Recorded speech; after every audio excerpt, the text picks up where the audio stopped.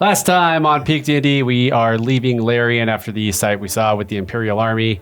It was very sad for Oren, but we were taking pictures, and Paterio was like, maybe there's more pictures on that thing, on that arcane, on that Flavor Flav clock that we have. So Mostly we went back in the history. There was some weird stuff too, but we went all the way back and we saw like the first picture of like the first 4 Torum, and that gave us some inclinations of what we want to do. Then we sat down and had fork time, and we talked about what we need to do next. Do we go to Larian? Do we go to the Feywild? Do we go to Jorva and talk to my dad? We don't know, but we are heading to Delos, and we'll find out more information at Delos, and then we'll figure out where we have to go after that. So we get to Delos, and there's like mists everywhere, and there's these floating rocks, and we're trying to get through. And Oren knows the pathway up to the library, and then I get like an inclination of like, oh no, it's not in the front door. We have to go down this vent in the back door, and we get to Inara. Inara's throwing big craps dice, and she's like, oh no, and now we have to fight her.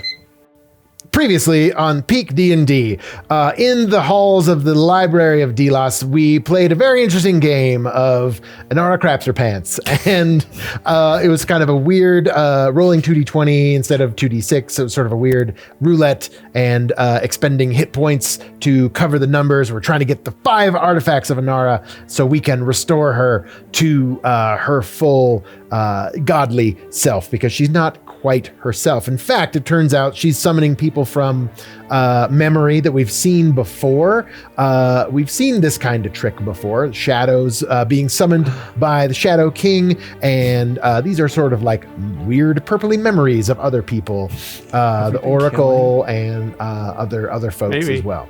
It turns out, as we got 4 of the 5 artifacts, only combat remains before us, and Inara, suddenly done with this game, turns into a big black robed figure called the Shadow King.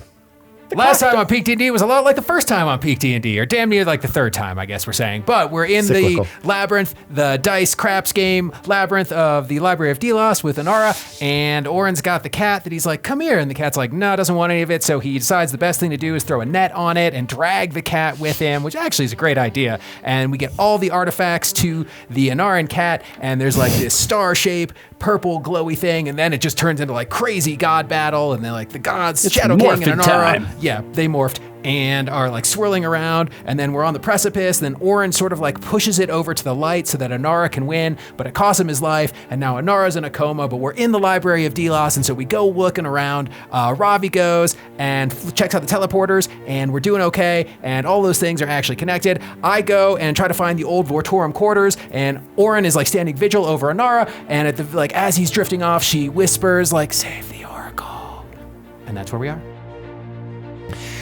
To save the Oracle, we grab the Bronze Zephyr and Paterial and head as quick as we can to Gold Point. Rushing up the stairs with General Thaniel, we find that the Oracle has been consumed and is unconscious and has this purpley black energy about her. Everything is very gray, much like the woods that we were in at the very beginning. That doesn't matter though. I try to bond with Inara, but it's not some physical damage I can take. Julius though uses some sort of Julius tries, and he finds that there's this devil woman in the room. So we decide, I also get a glimpse of her. She disappears. I run down the stairs, try to find her. There's shadows, there's a devil woman, we fight her, and